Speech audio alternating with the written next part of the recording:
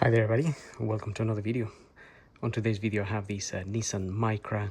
This is a 2013 and I'm going to be changing the oil and the oil filter.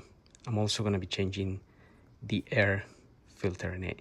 Now this is a 1.2 model. The engine is the HR12DE. I wrote it there last year so I can easily remember, and also the amount of oil that it takes. It actually takes 3.4 liters if you change the filter as well. If you didn't change the filter, it takes a little bit less oil, but I usually do the full service with the oil filter change, so I write the figure there. Now I've got all the bits, genuine bits from Nissan, because they had a really good deal going on, and so I got the air filter and the oil directly from them. And this came with a kit with a copper washer as well, so good to go. So I'm going to start by actually I'm also going to top up some screen wash fluid, and we'll check the coolant level in the car just to make sure it's okay, and the percentage of antifreeze. And I will start as always with topping up some screen wash fluid, but perhaps one more thing to mention before I start is I'm going to be using 5W30 oil in the car, so 3.4 liters of 5W30, and that's it. That's all we need for the service. It's a fairly simple one, and like I said, we're going to start with the screen wash fluid, which goes in here. So as always, it's recommended to use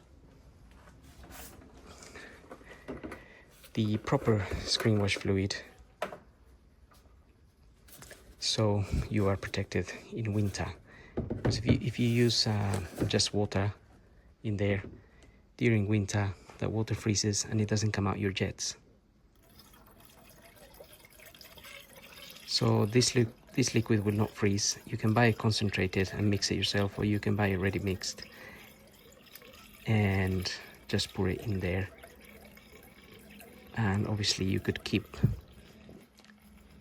the rest of it in the boot of your car, so you can keep it topped up. It's really essential during some months of the year. Okay, that's it. Now we can move on to the coolant. The coolant will be in this tank, so we can open this little cover here. Some pressure may be released, maybe not, and you will have to see the level from the side here. It's a little bit difficult to see, but I'm going to shine the light and you'll be able to see the max mark there. Right, got my light shining down there. Now you can see the max mark, and right at the bottom is the minimum mark. So you can see my fluid as well.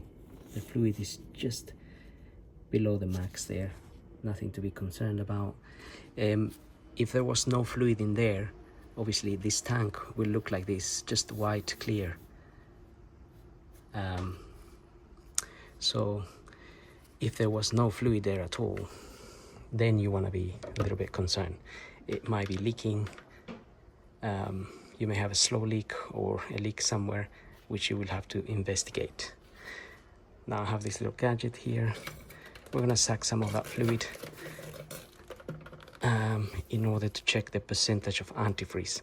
So similar to the screen wash fluid, we don't want this coolant fluid to freeze. If it freezes, it can damage your engine. So this is saying around -24 there.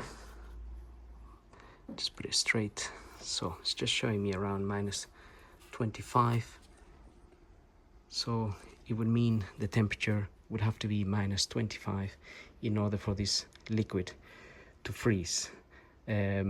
So we haven't had those extremes here in the UK, so this is perfectly fine. Obviously, if you were living in the North Pole, you would have to have your coolant at much lower temperature. But if you're in a hotter country, it might be slightly less that you need to have it, but you still want to have, you always want to have some of the coolant itself, because it's got minerals and other stuff that protects the engine from corrosion. So wherever you are in the world, you really want to have coolant in your system. The percentage of the amount of it, it's what defines whether it's gonna freeze or not. So anyway, this is good. Happy days. Level is good. Percentage is good. So we're good to move on to our oil and oil filter and air filter. So I'll probably do the air filter first, probably the easiest, but we'll just close this now.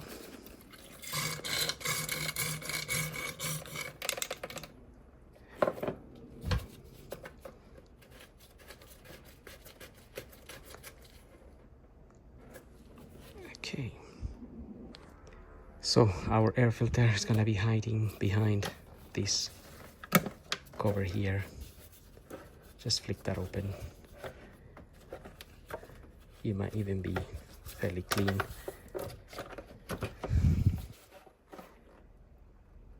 It's really not that dirty at all, but I've been asked to change it, so get the new one and get it in there. So the one I removed is a blueprint one, by the way.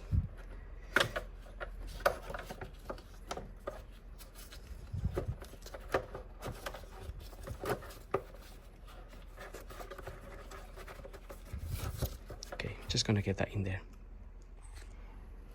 Okay, got it in there. Now at the bottom of this cover there are two plastic bits that sort of go into two holes, and get it in the correct hook, and then you should be able to fit this back with no dramas. Okay.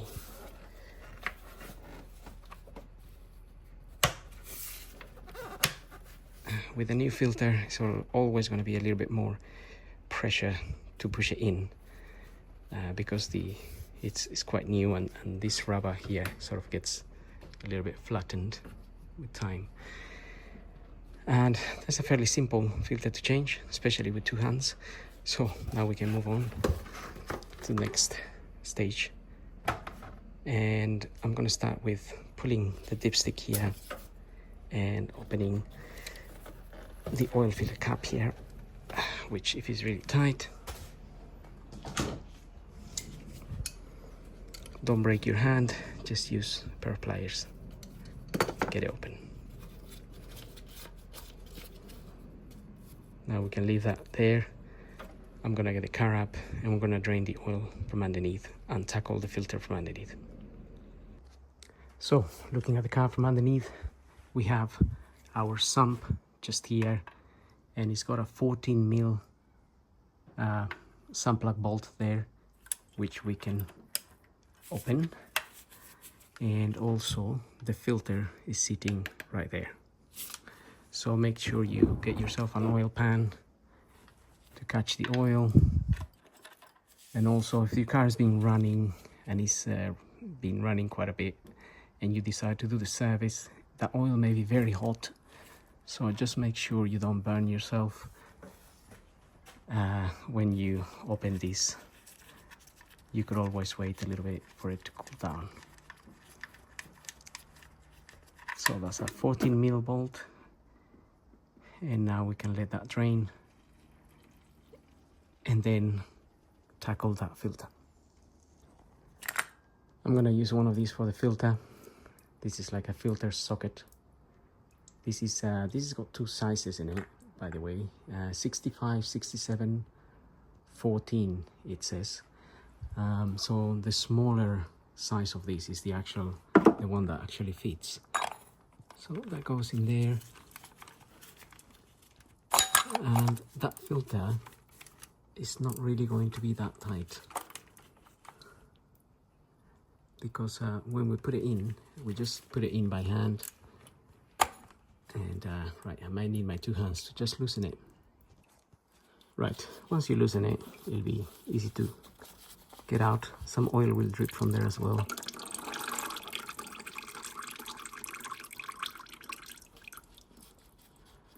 So again, if your engine is hot, the oil will be very hot.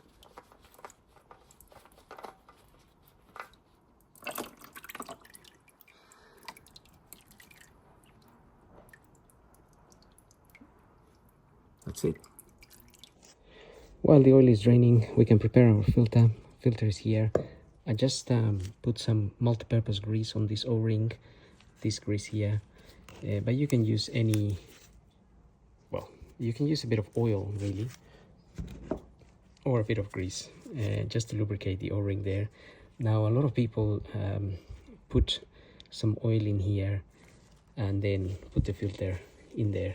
I never really done that ever, and I never really had any issues whatsoever. But go ahead and fill your filter with a bit of oil if you want to. Just make sure it comes from the amount that you measured, 3.4 liters, because if you put, say, 300 mils here, then you only have to top up 3.1 liters when you do it. So just remember, just measure how much you're putting in here. And like I said, I never really had any issues. And a lot of the cars that I do, most of them have the filter sitting upside down or sideways, so you can't really fill them with oil. It's only some of them that you can. So before I put that filter, just want to clean this area here. Make sure it's nice and clean. The surface where the filter, the new filter, is going to be sitting.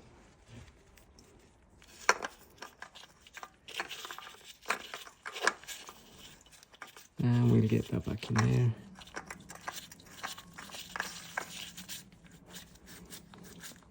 And that goes in there just hand tight. And that's it. And also we can change our copper washer. So I've got a new one here. This one is one of those, it's slightly different. It sort of screws into there.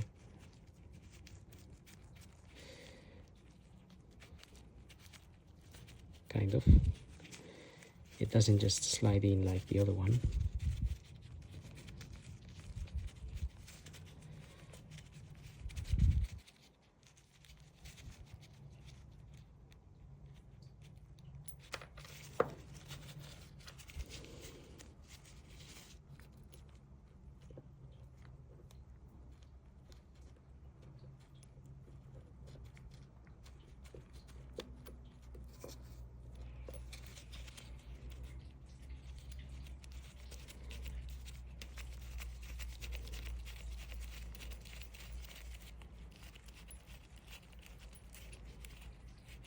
Right, there we are.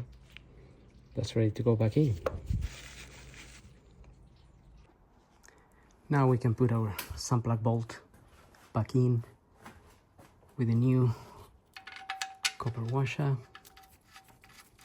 Get in there by hand, make sure it's going in the correct sense, the correct way, without damaging any threads. Then we can use our ratchet, and I'm using this torque wrench, which actually I got it set to 35 Newton meters. So all cars vary really on that torque.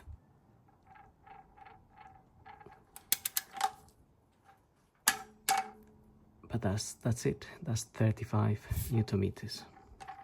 So I could easily carry on tightening that, by the way, but obviously we could damage it, so just use a torque wrench and then you should be okay. And now we just want to rinse that there.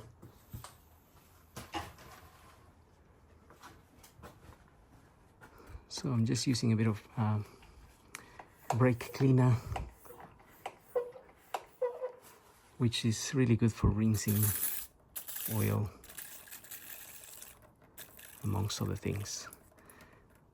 So if you leave it nice and clean, then next year when you come back to it, if there's any oil around here, then you will know if it's just coming from there or if there's any oil coming from somewhere else. But if you leave it all dirty, it could get confusing.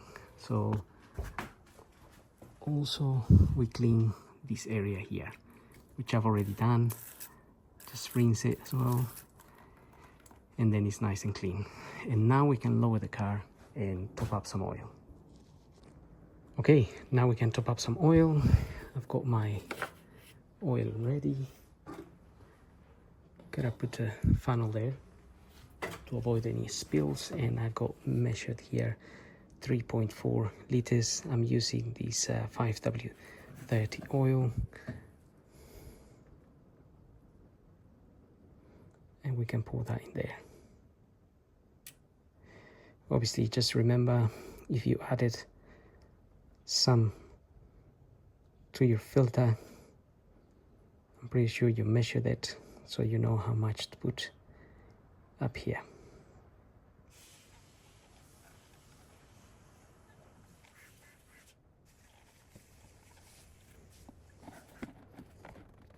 Right, we also have our dipstick here. You can obviously confirm your oil quantities with your dipstick. You have those two dots there, the minimum and the maximum. I'm just gonna wipe that off.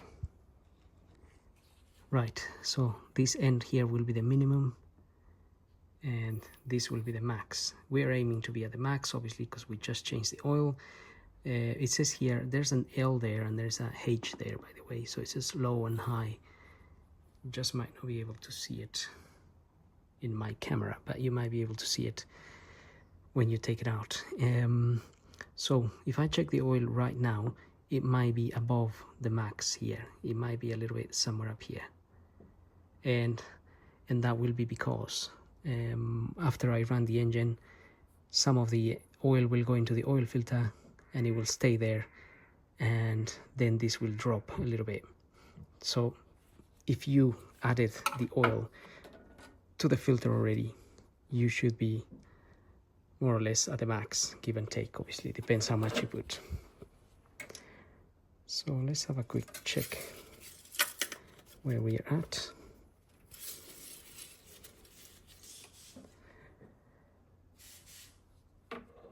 And it is very difficult to see, but my oil, it's where I'm basically expecting it to be, where the H is basically. So I'm happy with that. Just gonna fit that back in there.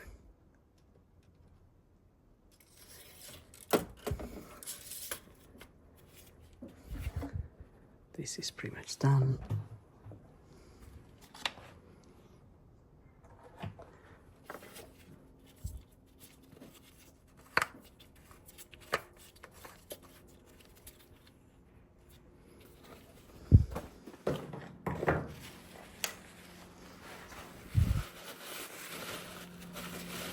That bit of oil there.